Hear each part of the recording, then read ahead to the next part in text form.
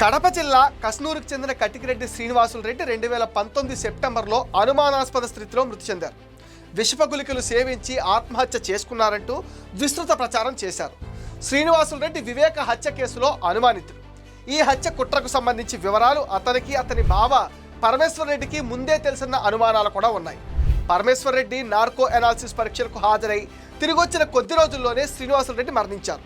SIT ఈ కేసులో కీలక వ్యక్తులను విచారిస్తున్న సమయంలోనే శ్రీనివాసులు రెడ్డి చనిపోయారు. తన చావుకు సిట్లోని ఇన్స్పెక్టర్ కారణమంటూ నాటి ముఖ్యమంత్రి జగన్, కడప ఎంపీ అవినాష్ రెడ్డిలకు శ్రీనివాసులు రెడ్డి లేఖ రాశారంటూ 2 లేఖల్ని అప్పట్లో పోలీసులు అయితే స్వాధీనం చేసుకున్నారు.